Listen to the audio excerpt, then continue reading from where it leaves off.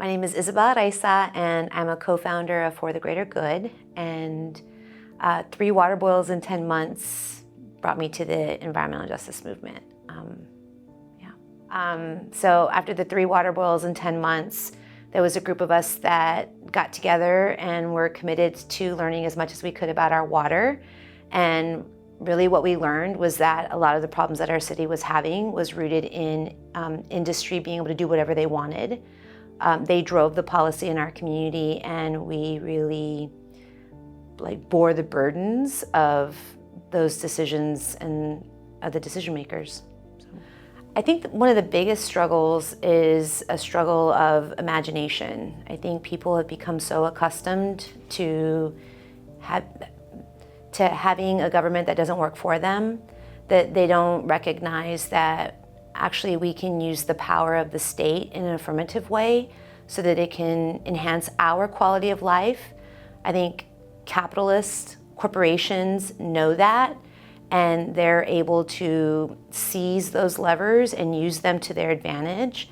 And I think we need to seize them, and we need to help encourage people to imagine the world that they want to live in so that they can, I think that imagination is really critical for us to demand more. And I think it's the most dangerous thing to the status quo. And so I think that's a really big challenge that we all face, is convincing people that we deserve better. And then, if we can convince people that we deserve better, then we can get them to demand better. But we have to get them to get to that space first.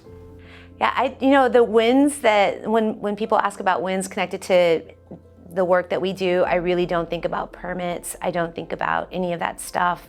For me, it is when people come together as a community and they exercise their voice and they feel empowered. And so I think one of the most powerful moments for me, I guess, doing this work was the TCEQ meeting in April of last year.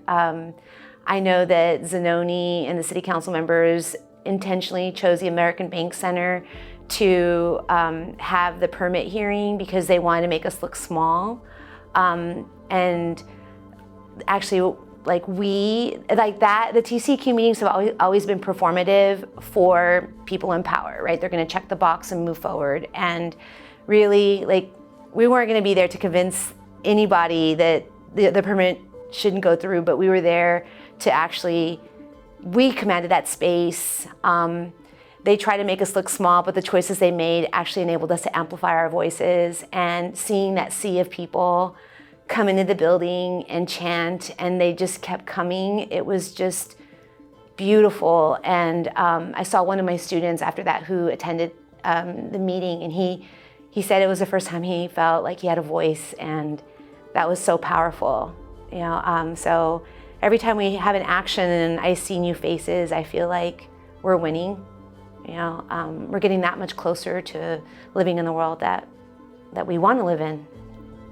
I think what you need to do is be truthful to yourself and what you think is effective. That real social change actually takes attacking the problem from multiple vantage points. I think one of the biggest struggles is to stand firmly in what you believe in. And when there are other people who don't agree with your perspective, rather than trying to convince them to join you, I think what we need to do is look for other people who might have a shared orientation, and then work with them, because there is power in numbers. Courage is contagious, and it is easier to act when you have other people with you, and you're not going to convince the people who don't want to do what you want to do. And that's okay. Let them do what they want to do. You do what you want to do, and you find your people that also want to do or are willing to try to do what you want to do. It's okay for us to attack a problem from multiple vantage points, but you have to recognize when there isn't going to be collaboration, and not attack them, but move on and do what's good for you. And I think as long as we're doing things from a place that is sincere, that's important. I think, because I think we can always get better, and you have to give yourself grace, when you do learn stuff, but when you do learn stuff, try to do better, So yeah, I think all of this is just, like, social change is a process, it's not an event, and we're geared towards thinking about, like, this endpoint, and I think, like, the struggle is gonna be persistent, so you just have to be ready for that. Actually, there is something that I wanted to say a little bit while ago when you were asking about, like, advice. I feel like a lot of people, well, one, when people do things with us, they'll apologize for what little they could do, or they feel bad or embarrassed, and like, I also don't want people to minimize what you do. That sounds funny. But, I think an imperfect act, a little act is really important, and if you're gonna wait for something to be perfect or have a big splash, then you're gonna wait all the time. And but we don't know what the magic bullet is to make the change happen, right? For the trajectory to shift. But because if we did, I think it'd be a formula, we would try to replicate it. But in order for things to change, there has to be a challenge of the status quo, and there has to be efforts at, raising awareness that things are not okay. And then when the change does happen, like later on, historians will try to explain why it happened. And so we just don't know what that's gonna be. And so we just have to keep trying. And I know one of the things in our group is we're always grateful for when people do come. And over time, like, some people, they increase their activity, and then you discover things that helps your group that you would have never had if you weren't welcoming to begin with. And so, like, not to be afraid of just trying, however imperfect or little it may seem, because it can translate into, like, bigger stuff. Like, Eric and Rochelle are perfect examples of that.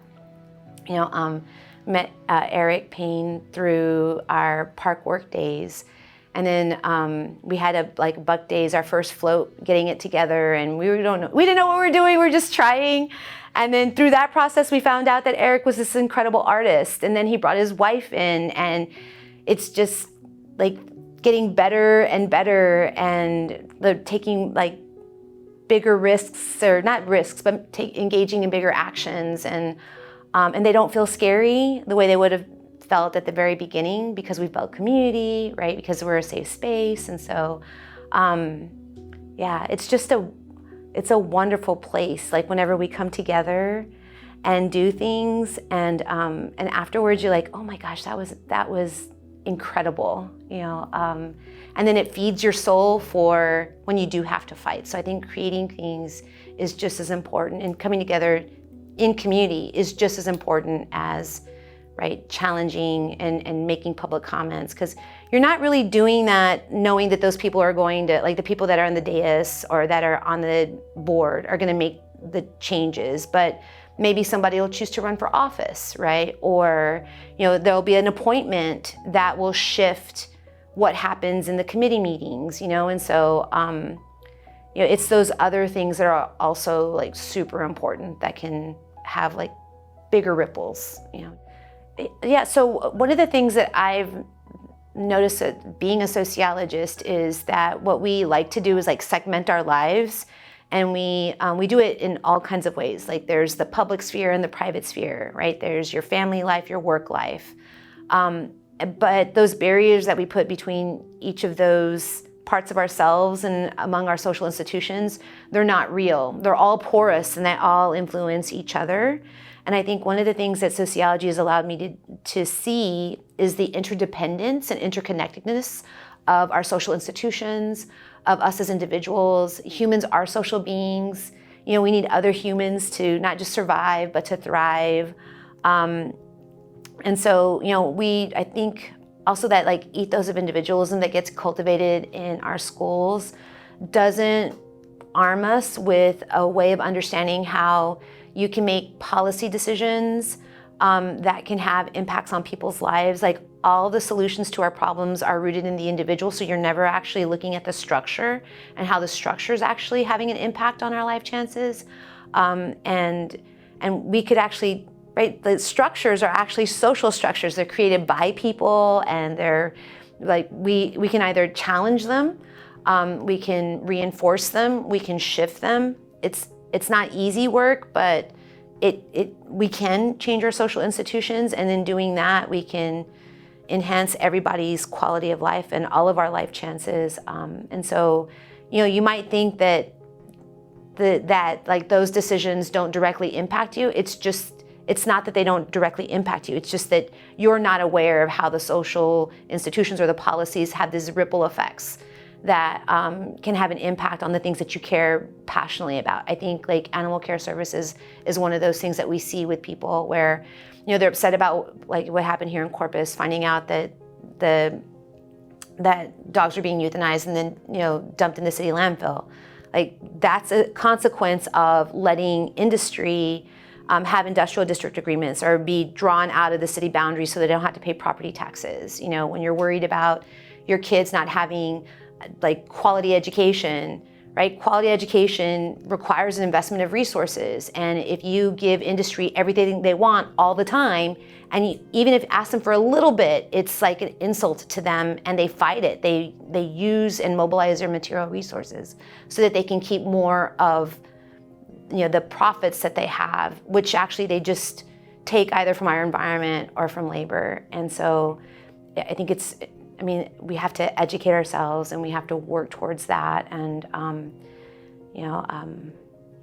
everything's interconnected. So I think for me, the ideal future is having people who sit in positions of public office, public civil servants, where they center the marginalized populations in their decision making. And so if we think about those people and the quality of life of those people, and we center that, everybody else benefits from that shift in perspective. So for me, I think that's the ideal. And then when you do that, you're gonna be thinking about having adequate housing, you're gonna be thinking about having good infrastructure, walkable paths, green spaces, like all of those things, enhance everyone's quality of life. And I think a lot of the problems that we have in our future, in our society, are actually rooted in how disconnected we are from each other, and public spaces that are really invested in are so important to creating that community. And when we create community, then we'll make decisions that will benefit all of us. And so I want beautiful public spaces that everybody feels welcomed in, and I think we really need that, and we crave it, but we don't know. We've been so far removed from it that so many of us are just like scrambling and searching. And there are these moments in our lives where you see people wanting to have a life that matters, where they want to have a positive impact, and you see those acts happening on individualistic levels. And if we could just have that shift where we could actually think about our collective power, and like we could do things in such a way that it's not just a donation. There's like these real manifestations of us living together as a community. And I think a lot of problems would go away, like people using drugs to escape. I think mental health and well-being would be better if we just had better spaces, and like it could be a positive self-fulfilling loop. Right now we're in a negative. Like all of our I feel like not all, but a lot of our decision making for our public institutions is rooted in thinking about the worst case scenario with people rather than thinking about the best case scenario and like making decisions that cultivate that. And so I think for me, that's my ideal future.